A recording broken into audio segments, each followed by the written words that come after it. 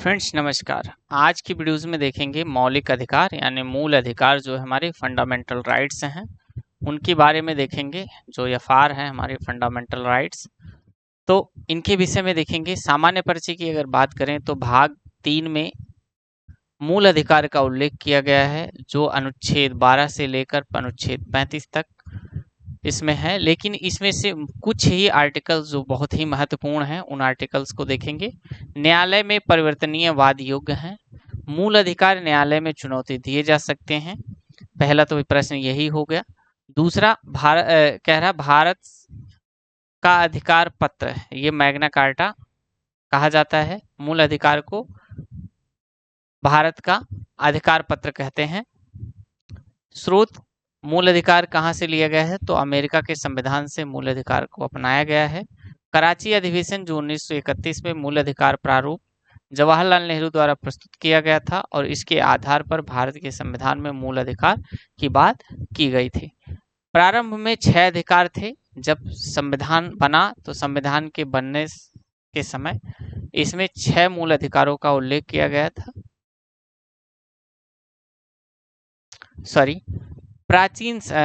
प्रारंभ में 7 मूल अधिकार थे। वर्तमान समय में 6 मूल अधिकार हैं। कौन कौन से अधिकार थे? प्रारंभ में 7वां अधिकार जो था संपत्ति का अधिकार था, जो अब एक विधिक अधिकार हो गया है। थोड़ा सा मिस्टेक हो गया था फ्रेंड्स। अब जो संपत्ति का अधिकार है अनुच्छेद 300 ए में सम्मिलित कर दिया गया है। अनुच्छेद 300 ए में रखा गया है जो 44वां संविधान संशोधन 1978 यानी 44वां जो है संविधान संशोधन किया गया इसमें। और कब हुआ तो 1978 में हुआ। ध्यान रखिए, संशोधनीय है। संविधान का मूल अधिकार में संशोधन किया जा सकता है, ये बात कही। केशवानंद वाद प्लस 24वां संविधान संशोधन के बाद ये बात कही गई। समस्त शोध संस्कृति के उपचार, समस्त शोध संस्कृति के उपचार, ये इसका ट्रिक है। ठीक, ट्रिक पर बहुत भरोसा नहीं कर सकते, लेकिन समस्त शोध संस्कृति के उपचार होते हैं। जितनी प्रकार के शोध हैं वो संस्कृति के उपचार हैं।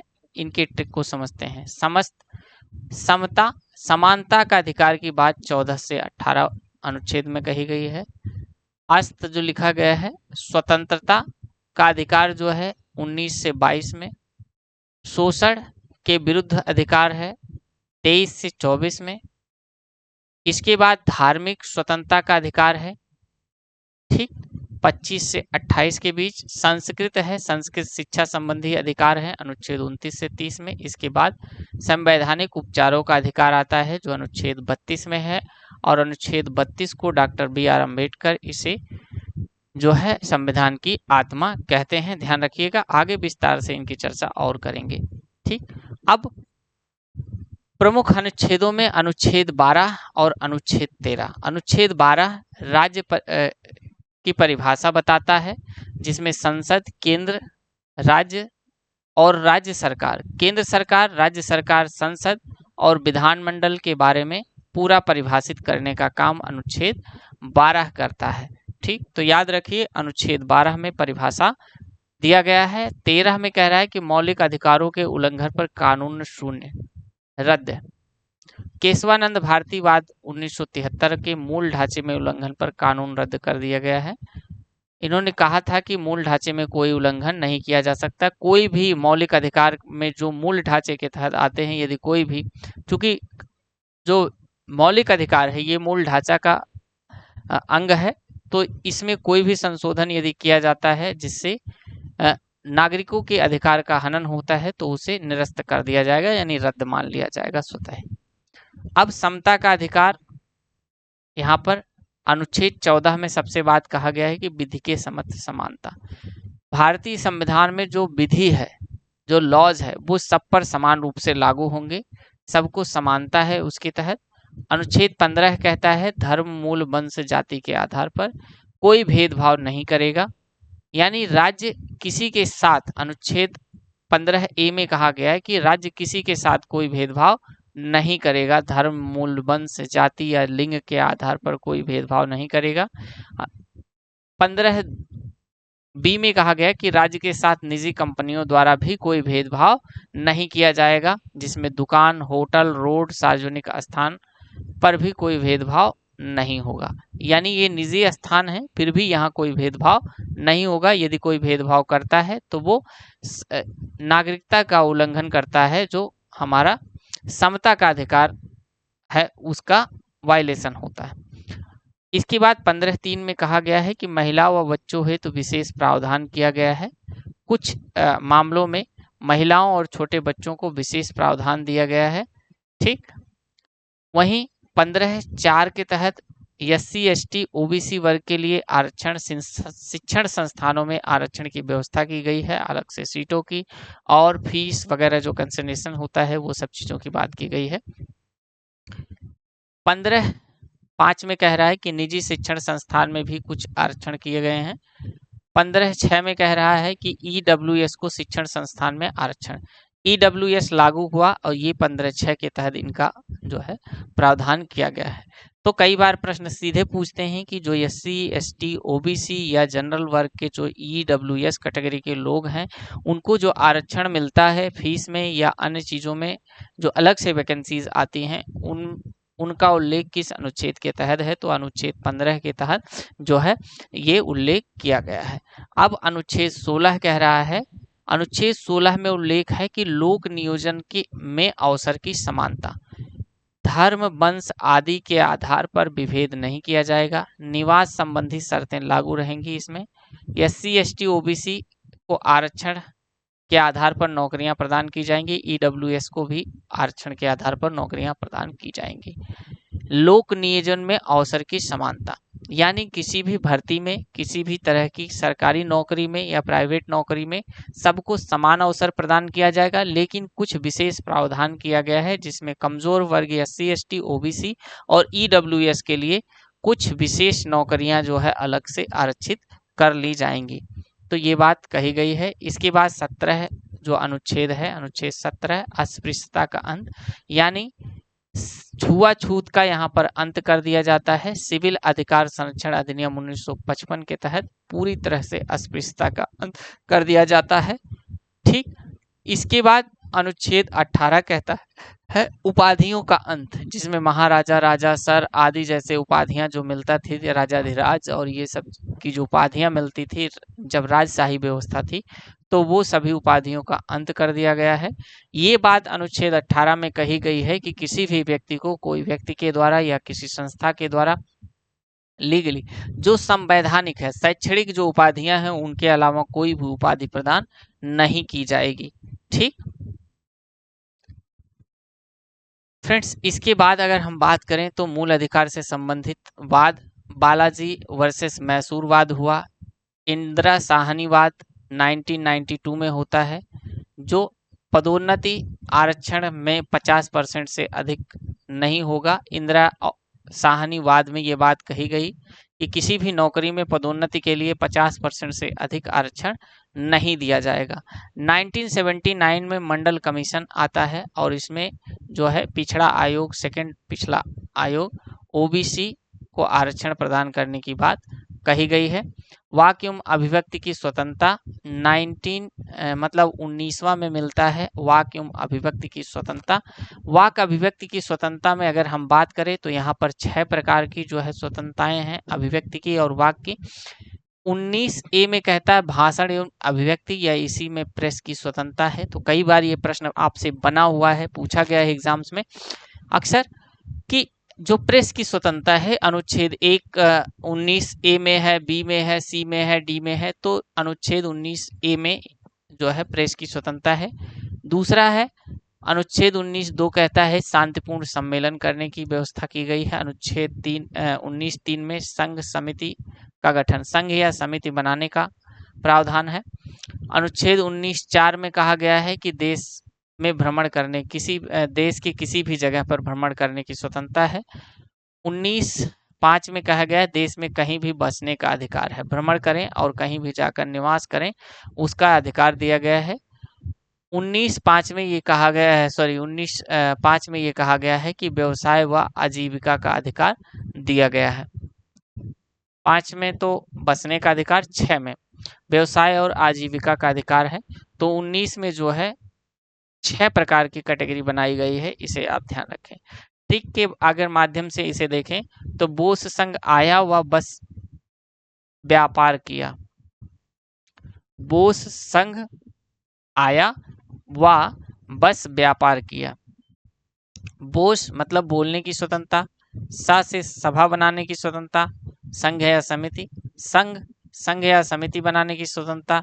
इसके बाद आया आने जाने की स्वतंत्रता, बा से बसने की स्वतंत्रता, ब्या से व्यापार करने की स्वतंत्रता। तो इस तरह से ये इसका ट्रिक है। बोस संघ आया व बस व्यापार किया। 19 नंबर अनुच्छेद के विषय में अभी हम देख रहे थे। इसके बाद स्वतंत्रता के अधिकार में 19 हमने पढ़ लिया। अब हम पढ़ेंगे 20। तो 20वां हमारा जो स्वतंत्रता का अधिकार है उसमें दोष सिद्धि से संबंध में संरक्षण का अधिकार है। दंड वर्तमान कानून के तहत ही मिलना चाहिए। एक अपराध के लिए एक बार की सजा होगी, अनुच्छेद 20 में कहा गया है। और एक बार के लिए एक बार ही सजा मिले, मतलब एक अपराध के लिए एक बार सजा मिले, इसका उल्लेख अनुच्छेद 20 में हुआ है। बहुत ही महत्वपूर्ण है। स्वयं के खिलाफ गवाही के लिए बाध्य नहीं किया जा सकता। अनुच्छेद 20 जो है इस बात की पुष्टि करता है, इस बात का प्रोटेक्शन दिलाता है, आपको इस बात से सुरक्षा प्रदान करता है कि आप खुद ही यदि अपराधी नहीं होने के बावजूद भी यदि पुलिस दबाव में आपको अपराधी साबित करती है तो उसे अपराध नहीं माना जाएगा। आप अपने स्टेटमेंट जज के सामने बदल सकते हैं, जो सही है वो आप बता सकते हैं। यानी हम ये कह सकते हैं कि अनुच्छेद 20 के तहत पुलिस के दबाव में, पुलिस की कस्टडी में जो भी बयान दिया जाता है वो बयान पूरी तरह से सत्य नहीं माना जा सकता। आप उसके खिलाफ जब आपको कोर्ट में पेश किया जाता है तो जज के सामने आप जो सच है तथ्यों के आधार पर आप अपनी बात रख सकते हैं। तो यदि आपने कहीं भी दबाव में आकर पुलिस के सामने कोई भी बयान दिया है तो आप उसे सत्य नहीं होगा, उसके खिलाफ जाकर आप कोर्ट में अपील कर सकते हैं। इस बात को आप ध्यान रखें। अनुच्छेद 21 कहता है, बहुत ही महत्वपूर्ण प्रश्न अनुच्छेद था अनुच्छेद 20, प्राण एवं दैहिक स्वतंत्रता। प्राण एवं दैहिक स्वतंत्रता बहुत ही महत्वपूर्ण प्रश्न है। विदेश जाने, नींद, निजता और बिजली का अधिकार आदि। किसी भी व्यक्ति को कहीं भी किसी भी देश में आने जाने की निजता होती है, स्वतंत्रता होती है, उसे अच्छी नींद लेने की और उसके कुछ जो डॉक्यूमेंट्स हैं जीवन जीने की प्राइवेसी होती है। बिजली का भी उसे अधिकार, क्योंकि ये प्रावधान अनुच्छेद 21 में कहा गया है कि एक व्यक्ति को लाइट की भी आवश्यकता होती है जीवन जीने के, यानी निजता का अधिकार जो है ये निजता के अधिकार के तहत आता है अनुच्छेद 21। प्रमुख वाद क्या थे? तो मेनका गांधी वाद विदेश जाने से संबंधित था। ओल्गा टेलिज वर्सेस बॉम्बे नगर निगम जीवन का अधिकार से संबंधित एक विवाद था। अनुच्छेद 21A जो बहुत ही महत्वपूर्ण है, अनुच्छेद 21A में 6 से 14 वर्ष के बच्चों को निःशुल्क शिक्षा का अधिकार प्रदान किया गया। 86वां संविधान संशोधन जो है 2002 में किया जाता है और इसमें ये बात कहा जाता है कि 6 से 14 वर्ष के बच्चे जो हैं उनको जो है शिक्षा का अधिकार प्रदान किया गया है। किसका? निःशुल्क शिक्षा का अधिकार प्रदान किया गया है। यानी किसी भी स्कूल में वो 6 से 14 वर्ष के बच्चे हैं तो उनको निःशुल्क, जो सरकारी स्कूल है उनके निःशुल्क शिक्षा प्रदान किया जाएगा। बच्चों को निःशुल्क और अनिवार्य शिक्षा का अधिकार अधिनियम 2009 के तहत प्रदान किया गया, लेकिन पूरे देश में 2010 में इसे लागू किया गया।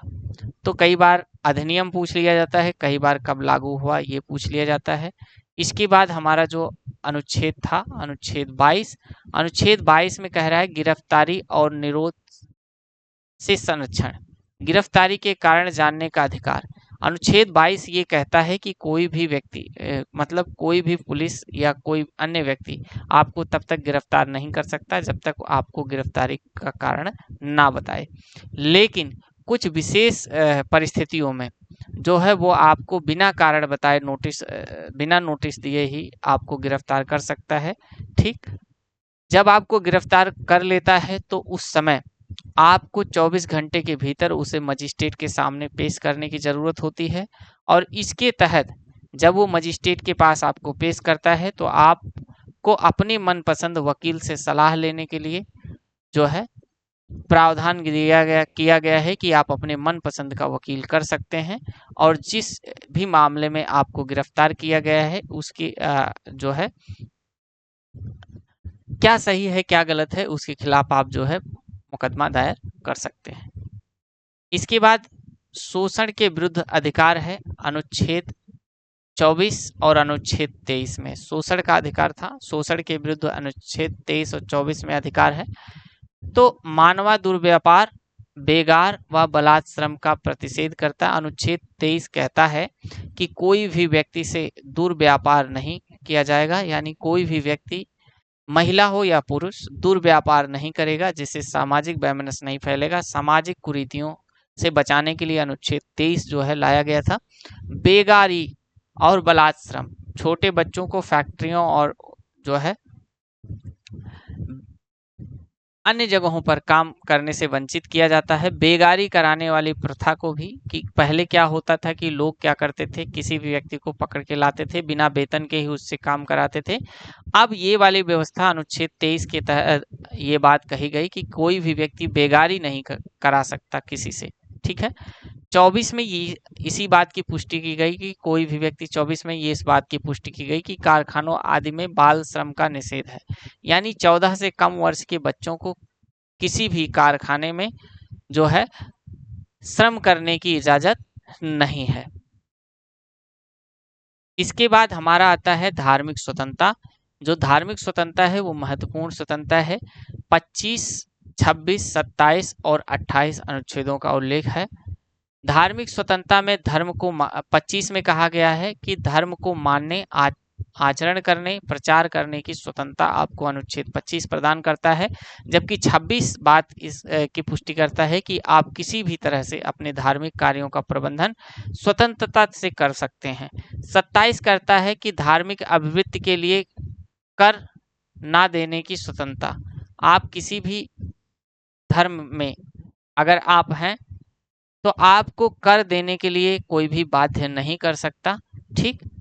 अनुच्छेद 28 कहता है कुछ शिक्षण संस्थानों में धार्मिक शिक्षा की स्वतंत्रता है।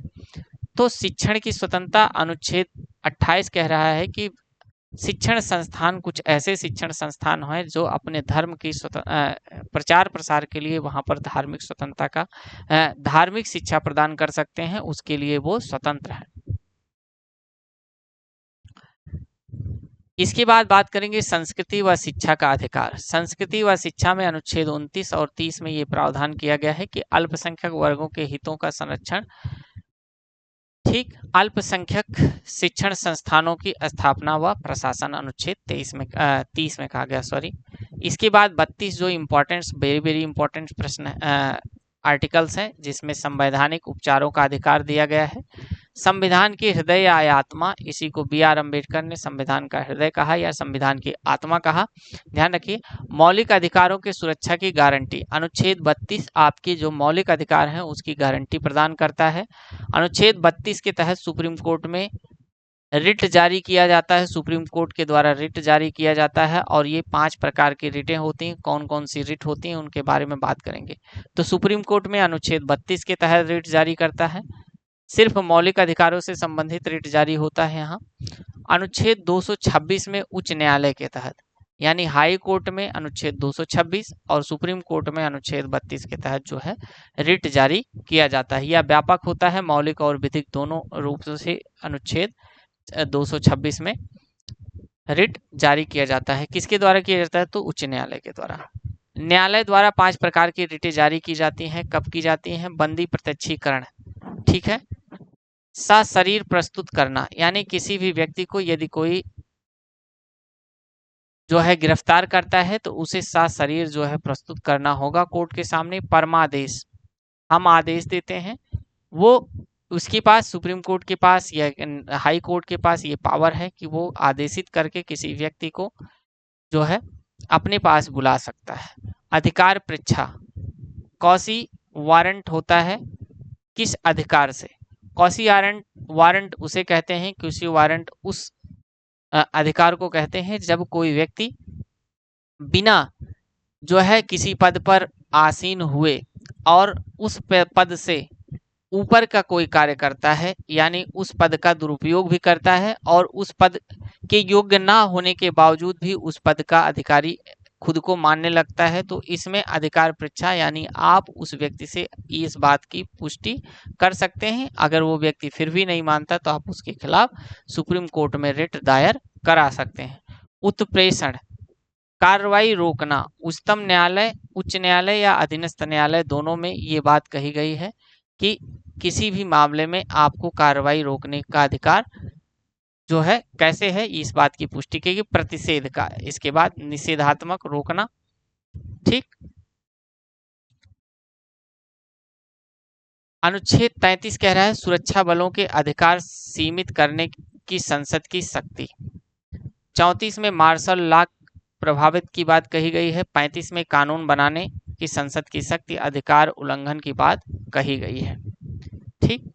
इसके बाद हमारे आते हैं मूल अधिकार के कुछ अन्य चीजें। तो मूल अधिकारों में अगर हम बात करें, कुछ अधिकार जो हैं केवल भारतीयों के लिए हैं और कुछ अधिकार भारतीयों और विदेश के नागरिकों दोनों के लिए हैं। सबसे पहले भारतीयों का याद रखिए, बाकी जितनी चीजें हैं वो सभी विदेश और भारत दोनों के लिए है, तो उनको याद करने की आवश्यकता नहीं। अनुच्छेद 15, 16, 19, 29 और 5।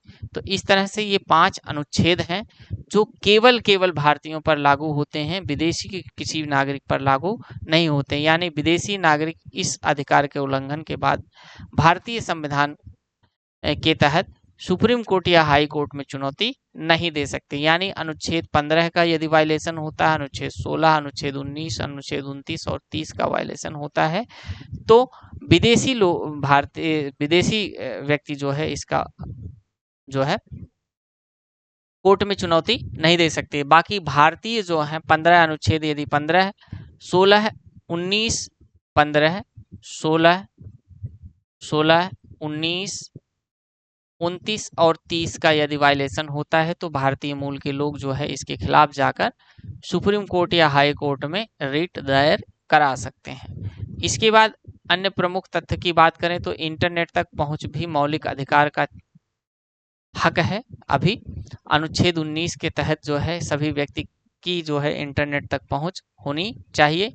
संपत्ति का अधिकार मौलिक अधिकार से हटाया गया तब पीएम मोरारजी देसाई के समय जो है संपत्ति के अधिकार को जो एक विधिक अधिकार है जो अनुच्छेद 300 ए में रखा गया है। ठीक। निवारक निरोध यानी अपराध करने से रोकना, अधिकतम 30 माह अभिरक्षा बढ़ाना, सलाहकार बोर्ड की अनुमति। आपातकाल में स्वतंत्रता के मौलिक अधिकारों का निम्नीकरण कैसे किया गया है इसके बारे में बताया गया है। तो ये ट्रिक है 15 से 18 के बीच में डाउट, DOUBT। डी से डिस्क्रिमिनेशन यानी भेदभाव नहीं होगा। ओ से अपॉर्चुनिटीज अवसर प्रदान किए जाएंगे। यू से अनटचेबिलिटी की बात की जा रही है। ठीक। बी यहाँ पर साइलेंट है। और टी में जो है टेस्टीज यानी उपाधियां, जो हमारी जो टाइटल्स हैं उनको क्या कर दिया गया है, उपाधियों का अंत कर दिया गया है। तो इस तरीके से ट्रिक है डाउट्स। ठीक। इसके बाद आता है हमारा नेक्स्ट जो चैप्टर्स है, जो भाग 4 है, जिसमें हम पढ़ेंगे राज्य के नीति निर्देशक तत्वों के विषय में। ठीक। शुरुआत करेंगे वीडियोस की नेक्स्ट वीडियोस में। Thank you.